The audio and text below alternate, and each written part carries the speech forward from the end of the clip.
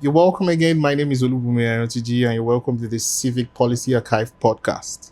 Here today, I have my favorite instructor, and this is not for the purpose of this podcast. Actually, Prof. Justin Longo has been helpful in my journey as a policy person, and we're humbled to have him here with us today. Prof. Justin Longo is an assistant professor here at the Shoyama Graduate School of Public Policy, and he directs the Digital Governance Lab. You're welcome, sir.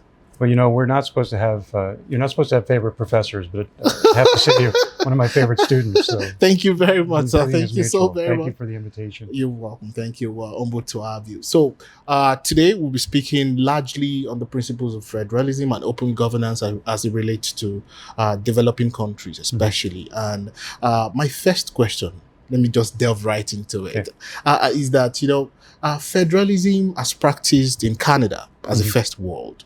It's been argued by academics that Canada practices a provincial federalism, a provincial federalism. Yep. And, in Canada, unlike some countries in West Africa especially, you have provinces controlling items like their mineral resources. It's not like that in the federal system that is practiced in Africa. I can broadly say. Why would you consider that? The first question would be, and I'm sorry, it's a layered question. The first question would be that, would you consider that the federalist principles as practiced in developed countries, and I'm saying in developing countries that use, that are in a democracy, what would you think are the defects that is not making these countries enjoy the full practicability of federalism, as it were? And what are the secrets, if there are any, that first worlds that practice federalism have inculcated into their democratic practices that is making them enjoy the full fruit of federalism, if there is any? I hope you get the concept. Interesting. Let's take the examples of Canada and Nigeria with two federal systems. So in Canada, the provinces are responsible and have control over their lands and resources. Absolutely. And that the benefits from those resources accrue mostly to the individual province that has them. So let's take Alberta, for example, and its oil wealth.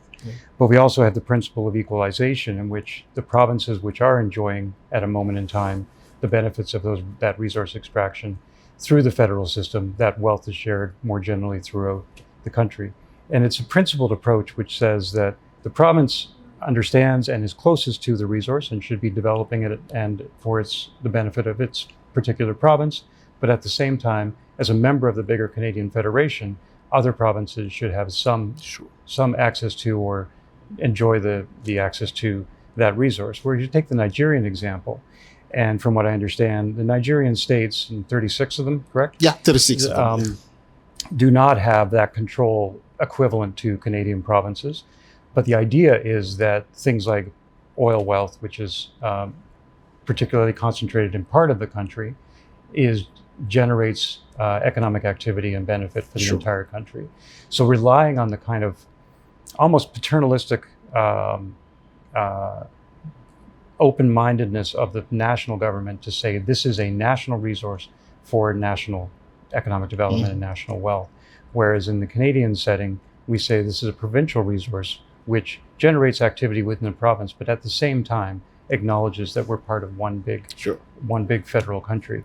To the extent that that holds true is, I think, at the core of whether our democratic systems have an effective form of governance or not.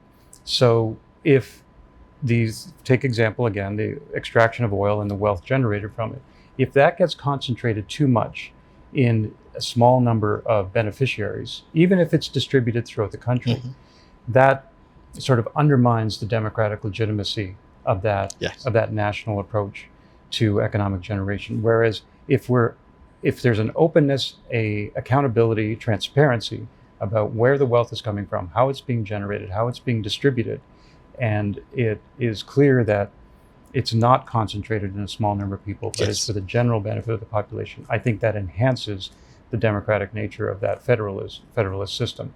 So you can saying a federalist system, it distributes power and authority in different ways, I don't think gets to the core issue, which is, have we got a strong enough governance system to really guarantee that the benefits of economic development flow widely and throughout the country and not just to a small number of people. Yeah, thank you very much. And this answer that you just given leads directly into my second question. And you mentioned openness, accountability, and transparency. Mm-hmm. You taught us that, and I'm sorry to quote you as an authority in front of you, Go ahead. that the principles of open governance is three-legged. It relies on accountability, transparency, and openness, and citizens' participation. Sorry. Mm-hmm. And in Africa, for example, or in some developing countries, cultural nuances and the cultural orientation of the people affect the way they relate to government.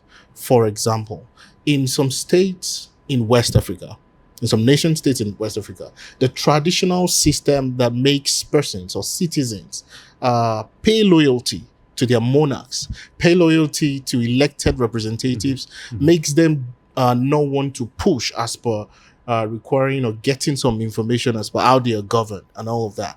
Whereas in developed country or first world countries, you don't have that. You don't have people prostrating to greet a king, for example. Mm-hmm. If I see my monarch, I would not have to stand. Mm-hmm. And in some countries in Africa, I can't even sit with my some monarchs like this. Uh-huh. As a matter of fact, one of the empires that I love in Africa is the Benin Empire. Mm-hmm. The king is God.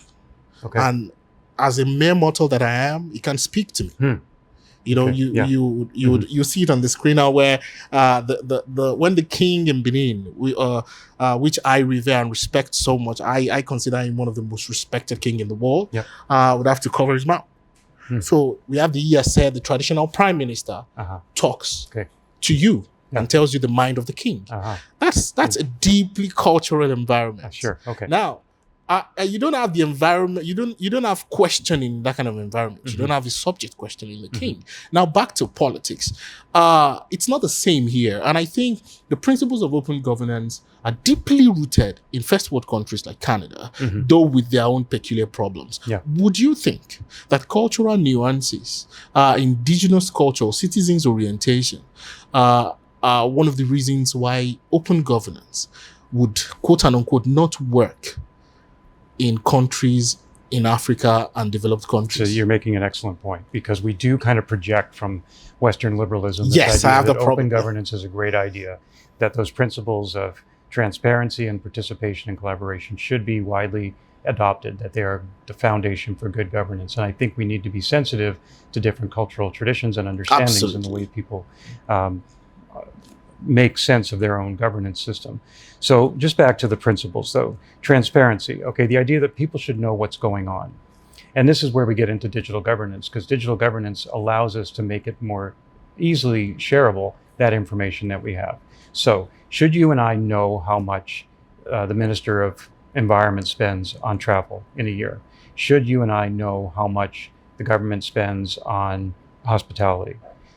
From a Western liberal perspective, yes, I think we should know that, and that makes for more open government. Yes. That the fact that we know what's going on, look, it's our money too, right? We're contributing that part of that money, so we should know what the government is doing with our money and on our behalf. So the transparency issue is the first one to think about.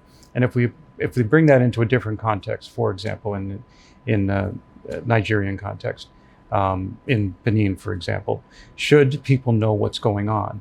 The question becomes, to what extent is there elements that are not appropriate to share? Now, if they're spending public money, I would argue that that's appropriate, that should be shared with people. But if there are different parts of the workings, the machinery of government that are culturally embedded and aren't widely shared, I'm not right to say we should impose my particular view on that setting. The second part about participation, which is people being involved in decision making. So asking people what they think, asking them for ideas, asking for their response to government proposed ideas. Again, we have that both tradition as well as that advocacy from the open government perspective, which says that people should be involved in what's going on. I think in many cases, you'll get better government, regardless of the cultural setting, you'll get better government if people can contribute their ideas and contribute their thoughts about what's going on. So if you want to ask, how should transportation planning work in this particular city, I think you'll get a better sense from asking people what they think than you will by having experts simply sit behind closed doors and use theoretical models to try and come up with things.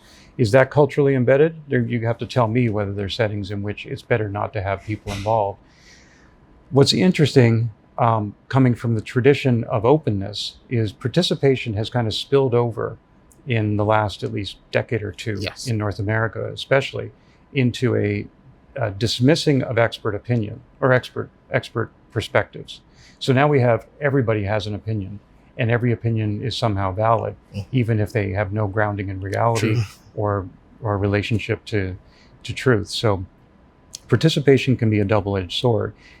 It's necessary to get people involved, to make them feel that they're part of things, to get better ideas, to get feedback on the ideas that are being proposed. But in some ways, we've tipped too far in the North American and Western liberal context of everybody is involved and has an opinion on everything, and somehow expertise is completely diminished. So back to the West African setting, Yes. Should we open up things to more participation? I think so, but we also have to guard against that idea that maybe we introduce or we dilute the effectiveness of expertise. And expertise has all kinds of forms. It's not just scientific, it's wisdom-based too, Yes. right? There's people who have a long connection to the history of issues. They have a deeper grounding in the deep embedded cultural issues that underlie decisions. And lastly, on collaboration, which we don't really do too much collaboration. It's a sort of pinnacle of open government, the idea that people are actually involved in the design, delivery, and implementation of ideas. We do a bit of it. There's niches in different parts of government in which people are actually co-delivering, co-designing Yes. certain, say, public services. So I can't, lecture anybody about doing more of that. But you have to ask yourself, on the ground, are people able to contribute and be part of the solution once the solution has been identified at the participation stage? So I think all three of those pillars of of open government are really crucial. But we have to, I think, take your point, which is really important, that we have to situate them in the proper context and an awareness of the particular culture we're dealing with. Yeah, and that is really instructive because, and I love that you understood that it's quite, I won't want to use the word wrong, but it's quite inappropriate to maybe situate things or principles that would work in the Western world in other climes. It might not be the same. So it's better to situate it within the realities of the people. So that works. And also, you mentioned the fact that we now have digital governance, and it makes it easy to ask for information. I want to ask a question later on after now. Okay. How would it work in countries that have little or no access to? There are some countries that do not even have a national website, a national working website. I asked that question in class, but for persons watching, I would like you to answer that. But hold your breath. One of the major questions that I have always been itching to ask after going back on researching about open governance is, you often say, or academics like you often say, open governance is different from open government. Yeah. Can we know the difference between these two concepts, and what actually separates them, and can one coexist? Can one exist independent of another? Oh, okay, that's a good question. But let me tackle the first question first, and back up to say the difference between government, in my mind, and governance. So government with a T is the institution, the formal institutions of government, the legislature, the executive, the administrative bodies that deliver public services, that collect taxes. That's, to me, how we should think of as government, whether it's a national level, a subnational, state, province level, or a local government level. Governance is the rules by which we decide, we legitimately make decisions in society, that we determine what is important, what we want to do, and how we go about solving those problems that we identify. And then that carries over into typically the administration of government, which is back to the institution. But if we think about governance as the way that society understands how things work, how problems are identified, and how we're going to make decisions, a lot of that looks like formal institutions of government. So we have elections as part of our governance system to identify leaders who would form government, who would then have the authority to act for a certain period of time until the next election, okay? Yes. But it is important to think about that distinction between the institutions of government and the systems of governance that we all operate within every day. Because governance is at every level, right? You have a governance system in your family. We have a governance system in this school. This university has a governance system. They exist everywhere. The question about open government versus open governance, I think, hinges on those distinctions. So for me, open government is the government as an institution being open, back to those three principles of transparency, participation, and collaboration. Yes. Primarily about transparency. It's about having a website where you can go and find information. You can find the budget. You can find how funds are coming in and how they're going out, what they're being spent on, what programs are being offered. Open participation tends to be those citizen engagement efforts in which people have an opportunity to speak to government. They hear about what the government's planning, they can provide feedback. A really limited sense these days is essentially you can go to a website, you can find a white paper on something, and then you can write an email to the minister saying that's a really dumb idea. That's basically where open government participation is these days. And as I've said before, open collaboration, open governance by collaboration, we don't have much of that going on, but there's pockets of it here and there. On the open governance side, transparency is the idea that actions are visible in some sense, in more of like a data sense to what's going on. Now we have to balance this with privacy rights, okay? So the fact that I walk around with a cell phone in my pocket, an incredibly powerful computer compared to previous generations, which is both receiving and transmitting data all the time, is saying something about my day-to-day life. Every step I've taken on my commute here this morning to all my actions in this building and when I go home is being tracked by that device. Now, we have to balance that with my privacy rights and everybody's privacy rights. But at the same time, there's a certain transparency to that. So I like to give the example in the municipal setting. So the city here, City of Regina, can do transportation planning. And the way they've done it in the past is they put these little rubber tubes on the road that when a car drove over the tube, it using a air pressure, it counted that a car went over. And it counted when a car went over in the other direction, and it counted when it went around the corner. And then we would take all that data that was counted in these little boxes that were captured at the side of the road, and it would do some fancy math. And then we would essentially make observations and predictions about transportation. Well, today what we can do, and what cities are doing, is they can, for about $75,000, invest in a device which sits at the side of the road, and it counts when a Bluetooth signal from a phone, from a car, from what have you, goes past that signal. It uniquely identifies the signal, but it doesn't identify the person. So when my phone goes by that box, if I'm in a car, or if I'm on a bus, or if I'm walking, it's captured in that device. Now, if I put 100 of these devices around the city, I can have a real-time map of transportation transportation activity that's going on with all these little dots moving around the city. And I can start to draw maps and make inferences about, if we change some stoplights here, if we close a road, if we open up a new road, here's how things are going to change. That transparency of activity, because I'm a member of society, I'm carrying a device which has been partly paid for through the infrastructure that we have, is my kind of contribution to transparency. At the same time, it protects my privacy, at least I believe it does, because that signal is not tracking me as an individual, it's simply tracking my phone as a thing moving through space. So in an open governance sense, I'm contributing to transparency, I'm contributing data that is helping us better understand the world, but I want to make sure that we balance that with an understanding of our privacy rights as individuals. On the participation side, the idea that I can go onto social media and voice an opinion, another double-edged sword, right? This is great that I can do this, that I can tell the world what I think. I always say, when I grew up, there were 3 television stations. That was my choice, right? Okay. Now there is no end of what we would call the equivalent of a television station. I'm a global publisher. I can go right now and publish to a global audience.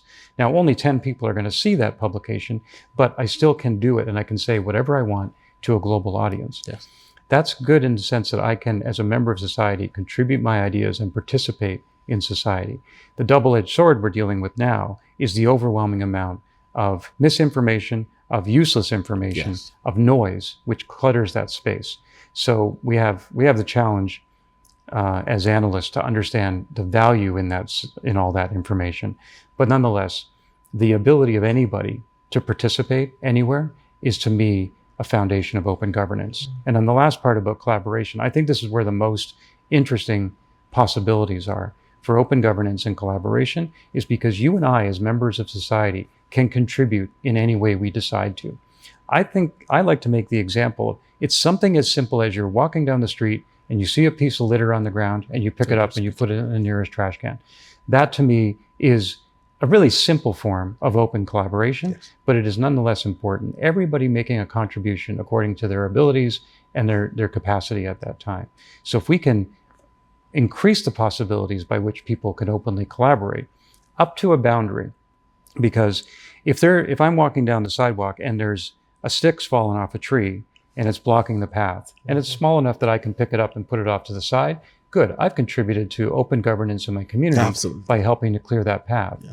But if I decide that tree is kind of in the way and I go and get a chainsaw and cut it down, we don't quite want that degree of open governance, right? So we want to make sure that the contributions that people make are, and it's hard to find the boundary, but we want people to contribute to the betterment of society, but not take decisions into their own hands to the extent that they're infringing upon another person's view of what's good for society by taking an action which has a irredeemable effect. That's quite profound. But then let me quickly just add to that so you can answer that.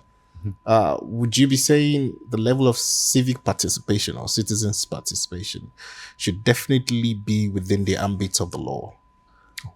Within the ambits of the law, absolutely. Yeah, but then what if? Oh, and I'll come that I won't ask that question. I'll ask it as per my last go. But the next question that I would love to ask is, I wrote here that does open data translate to open government? It's a foundation. Yes, it's the foundation of open governance. But then, right, how deep, how wide, how broad should a citizen's knowledge of what is or government does, how should it be? What is the boundary of open governance? Where does it stop? For example, in some African countries, we currently have a surge of investigative journalists. Okay. Young, vibrant, passionate investigative journalists that will bring up top security files of their nations. Because recently in Nigeria, for example, there was a security file that was leaked by young, passionate investigative journalists, which I love, who I love. And the government is saying, oh, that is a threat to the sovereignty of the country. However, the file that was leaked was to stop the government from invading another nation state in Africa. Okay. He, in his very, very passionate way of defending his country or his countrymen, is saying that if the country goes to war with this neighboring country, the impact on African kings would be huge. And so it got leaked. And it raises this question as to where does it stop? Where does your obligation as a citizen, as an investigative journalist, operating within the ambit of open governance, where does it stop? How much should you know? Yeah. So we go back to the origins of open government, in which those within government that controlled information would think, well, there's very little.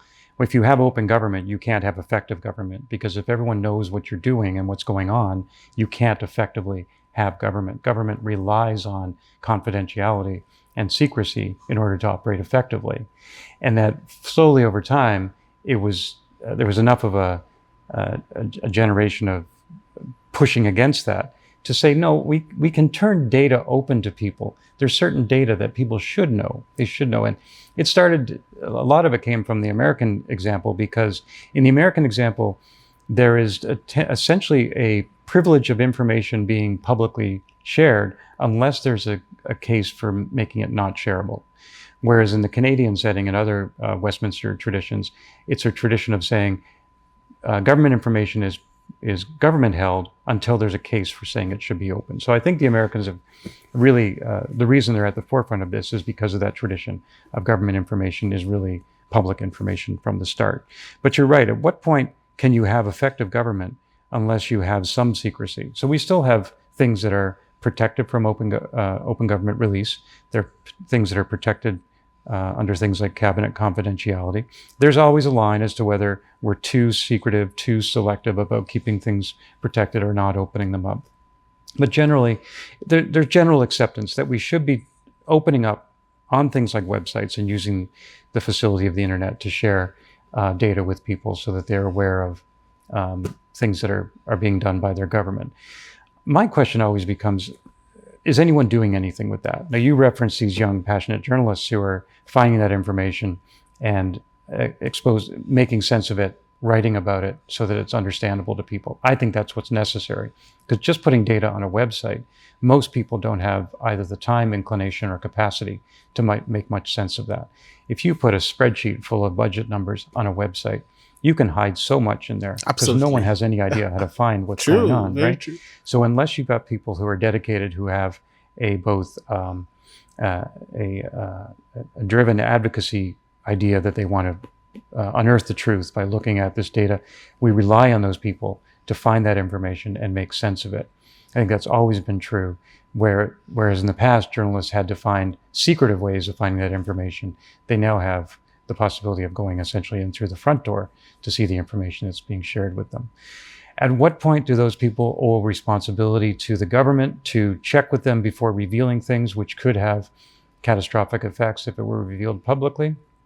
I leave that to them and their conscience. If the information was shared publicly and they've unearthed it, I think they're within their rights to reveal it, unless a clear case can be made that more harm will come from the release of that information than keeping it secretive. But I think it's precisely those kind of people that we rely on to make sense of this data. The idea all along with open data was this fantasy that people would somehow come home from work and look up data about their kid's school, about how the school is performing, and then make sense of it and see whether they should move to another school. No one has time for that. No one has the capacity or inclination to do that. You need a synthesis, some kind of ability to wade through that data to make sense of it. And that's what I think we rely on people like journalists, whether they're in formal journalistic institutions or they're operating more independently, to do that for us. I'll lastly say, though, I think we are starting to see the emergence of a new model for analyzing this data with things like generative AI. The ability for tools like ChatGPT, for me to say, essentially, here's a data set. You can't quite at the point now say make sense of it, but through guided prompting, you can find a lot of stuff about data that doesn't require advanced analytical skills to do so. So I'm hopeful that we're getting to the point where that original vision of open data starts to become more realistic, that individuals can get data sets, get access to data sets, and using these advanced analytical tools, start to make sense of them. But I think we're still a ways from that. Yeah, and I'm coming to the AI question. Definitely, I know you encourage your pro AI. Mm-hmm. You think the world is going so fast and we should catch up. I understand that you're that, but I'll come to that. Where would you place the activities of organizations like WikiLeaks, the Snowdens of this world? How they got information and how they pushed it out, and what sovereigns going after them to, or quote unquote, or do harm to them? Where do you place the activities of organizations like that? Going by the fact that the intention in law, the mens rea, as we call it, is right, to do right by the people. The people deserve to know some things, and they are pushing it right out. But there's been question as to how they get it. Illegal way of getting things, maybe getting things to governmental flash drives and pushing it out. Yeah. Would you think that should be criminalized? I do believe that information illegally obtained should not be allowed to be shared, and I don't think that there is a net benefit from those who want to expose every bit of government information that it will have a positive benefit. The only benefit it could have is in the long run, that if people understand that the actions they take could ultimately be found out, it will cause people to take different actions. But because of actions in the past that you want to expose, and therefore cause not just harm to those people, fair enough, people who did illegal things in the past should be exposed for them. But at the same time, if you're harming people in the current setting from that activity of exposing that information, that I can't countenance. So if it does, though, cause people to think twice about what they do now and how they might be exposed in the future, I think that's where there's a net positive from that kind of extreme openness. But if I have to take a stance, I can't condone, or sorry, I can't condone illegal acts which obtain information and then disperse it to the world. And I got a word there, extreme openness. Mhm. Like there can be openness can be extreme. Mhm. I got the word there. Mhm. So that would lead me to AI. Okay. And I'll probably just sit down properly and listen when you answer this question, Okay. because you're an authority in that field. So artificial intelligence is shaping the world in ways we cannot fathom, and in developing countries, again, in Africa, for example, because I'm sorry to everyone watching, I keep referring to Africa because I'm African, So persons in Pakistan, Bangladesh, India, please apologies. Artificial intelligence, as we know it, is greatly advanced in first world. In countries like Africa, where access to internet networks is a problem, Mhm. where half the population cannot even access the internet, not to talk of using artificial intelligence. And here is artificial intelligence making openness really deepen the idea of openness. How would you think that gap can be bridged? First of all, I would like you to answer the question as to where you see, or how far you see artificial intelligence, AI, advancing openness or opening governments ideals and ideas and do's and don'ts, number one. And two, how you think Africa or developing countries can bridge that gap for now that they don't have access. How do you think the gap of access can be bridged? Interesting questions. Okay, on the first one of how AI might affect open government and open governance, I think it's actually going to narrow the scope for people to actually know what their government is doing, because I think governments are going to effectively be able to use artificial intelligence to limit the exposure of people understanding from that transparency side of open government what government's actually doing, because governments will have a stronger ability to assess information before it's made open. One of the ways in which AI is going to be used within government agencies is for analytical purposes. Everything from writing briefing notes to understanding databases and consequences of certain actions. So in ways, it'll make government operate more efficiently and effectively, but it will also make government kind of more professional. If I'm on the right track there. What I mean by that is that it'll make it less prone to mistakes because it'll be more cautious, Accuracy, because it'll be able to a priori analyze a situation before it acts, mistakes. whether that's a release of information or taking a particular action. So I think government's going to become cleaner, more hermetically sealed, less open, and more effective as a result of AI. And on the face of it, that'll look good. It's like, oh, this government seems to be operating more effectively. Yeah. And if it does operate more effectively and efficiently, that's great. But I think it's also going to be able to spot mistakes before it makes them. And sometimes mistakes are what are at the basis of openness, the fact that we can see what they're actually doing and call them to account and criticize them for it. That's on one hand what AI might do for open government. On the other side, with respect to participation, the extent to which artificial intelligence is going to infiltrate the entire citizen engagement environment, to me, we're in a big state of flux. So on the one hand, we're going to be using AI increasingly to, as analysts inside government, analyze citizen engagement feedback without actually reading it. So right now, the biggest problem with analysts inside government and citizen engagement is too much feedback. You open up a digital conversation with the country, with the province, your biggest problem is too much feedback. Yes. Justice Canada had citizen engagement on medical assistance in dying a couple of years ago. Within days, they got 250,000 comments, 300,000 different individual pieces of commentary. And from an analyst perspective, you're sitting there going, well, what do I do with that? How do you receive that? I can't possibly work my way through that. Yeah. So now they're using AI tools to essentially not read that information, but make sense of it without having to dig deeply into it. On the one hand, that's good for the analysts. It allows them to get through that information without actually having to get bogged down in the flood or get overwhelmed by the flood.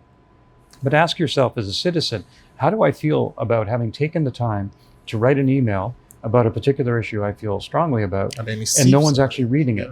It's being synthesized by some machine that I can't see inside, and somehow my thoughts are coming through the other end. I don't really feel very confident that that's actually happening. So that's on the analysis side. But it's a response to what's going to increasingly happen on the citizen side, is we're going to increasingly have letters written to the minister that aren't written by people. Oh, true. Okay? Right? You go into ChatGPT and you say, write a 2-page letter to the minister about this policy, and then you drop the policy in and tell them I don't like it. If you do that, you get a beautiful 2-page letter in seconds. Absolutely. Right? That you can then send to the minister. So we now have letters being sent to the minister that nobody's writing, being read by nobody, that are then being turned into this kind of like message. Yeah, so it's a robot. Yeah. Right? So ultimately, it's like nobody's writing, nobody's speaking, nobody's talking, but somehow we've got this citizen engagement environment. It's happening. a bubble. Yeah. Nobody does anything. So that participation side, I'm quite interested to see where that goes. But I think it risks turning into a battle of a battle of bots, essentially. That's what machines. Yeah, and it's just machines talking to machines, and I don't know what we're to make of it. We do try to use AI to make sense of what people are saying in more open forums, like social media. But that again is at such a superficial level. It's like 67% of tweets on X, Twitter, say this. They have this kind of feeling, and 30% have this kind of feeling. That's okay. You get a kind of a sentiment analysis out of all that volume. That's about the best you can do. What else can you do? You can count hashtags or something, but sentiment analysis, I think, is the way we have to go with social media. But that's another way that AI is being used. Maybe going off track here, but there's other ways in which AI has implications for the way we organize our societies. So one of the big AI applications I'm interested in is facial recognition technology, the ability to identify an individual through an image of their face. And this is both useful from a citizen service perspective. Could you, to proactively identify someone coming into a physical service center, to be ready for them, to help them, to help triage their application, to help them through the system. But at the same time, essentially, it's largely being used for policing and enforcement, right? To identify individuals who are on a warrant, who've committed crimes, who committed a crime, to identify them in the committing of crimes. That's a primary way that the public service is going to be using facial recognition. And then lastly, I think I did reference the idea of using generative AI or ChatGPT to within the government. I think increasingly policy analysts are going to be freed up from the kind of burden of writing synthesis documents that are things like briefing notes. That's going to be increasingly automated. Yeah. We're still going to require a human element to understand the context of the system and the way that to situate the issue from a human perspective, to understand the mind of the minister and the priorities of the government. But I think increasingly we're going to see AI being applied as a tool used by the bureaucracy to help facilitate its work. Profound. That's so profound. Thank you very much. This is like a personal class that I don't have to pay for. Thank you very much. And lastly, so I don't take your time, there are many tools that governments use to open its activities. FOIs, the social media, like you mentioned. To you, and this is a personal question, what would you think is, and I'm going to ask a layered question again. Okay. What would you think is your most effective tool? Like, if government is really serious about opening its business, this is a huge tool that is as effective, and it's balanced with machines. You don't have machines talking to machines, like you said. What would you say is your favorite and your most effective tool in ensuring open governance? That's number one. Number two, let's do a situation-specific solution now to developing countries. What would you think?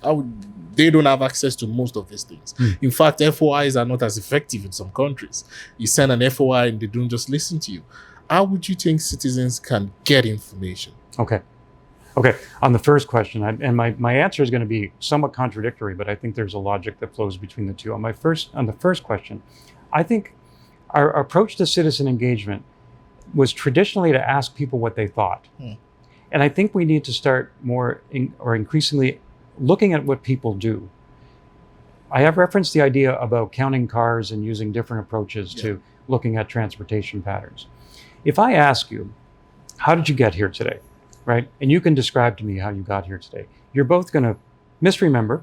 You might characterize in a way that you think makes you look better, or you might do it in a way that says, I want you to believe this because it'll be in my benefit that you believe this.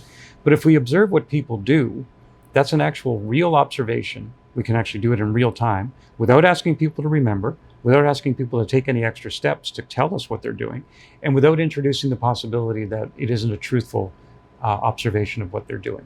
So to the extent that we can increasingly use all of the technology that we're all carrying around and that all the infrastructure that exists to capture that data, we can increasingly get data for the policy analysis system that is a better reflection of people's actual behavior. The only problem with that is that it doesn't allow for getting out of particular path dependencies that we're on. So again, if I track not you individually, but if I track your movement through the city, your commuting and your travel and all that, that's how you're carrying out your day-to-day life. And it will be a really accurate reflection of how you actually operate. But it doesn't allow you to have aspirations to do something differently. Maybe you would prefer to take the bus if the bus were more efficient. Maybe you would prefer to ride your bike or walk if we had better infrastructure for those things, or if things were closer together. But because they aren't, we are dealing with the system we have. So our behavior follows the environment we're in, which is this path dependency problem. But nonetheless, I would say, I think we can get better open governance from that observation of people's behavior, as I referenced earlier, as an input, as a base input into how people currently live their lives and how changes might improve their lives. On the question of what can a developing country do right now, I think there's a lot of power in the open governance participation side, which is opening up platforms for people to tell us what they see. Okay, I've previously talked about examples, a website called I Paid a Bribe, in which you can go onto a website and anonymously say, I had to pay a bribe to get my passport. I had to pay a bribe to get this parking ticket expunged, right? And revealing those in a big data sense was really powerful, starting to reveal the extent of, in some countries, the culture of bribery that existed. If we can have more and more opportunities for people to tell us things that they observe, make it really simple. Make it one button where if I'm walking down the street and I see a sidewalk that's collapsed and needs to be repaired, that I can take out my cell phone and with a couple of buttons, take a picture, send it to City Hall, and that becomes an input into understanding where there are social problems that need to be identified. We want to be careful how far we go with that. We don't want people taking pictures of homeless people and saying, get them off my street. But we do want to give people the opportunity to let government know what's going on. The extent to which we make it really hard to tell, for example, City Hall that a stoplight isn't working is really astonishing to me. We should make it really simple. We've got people everywhere who want to be part of their governance system.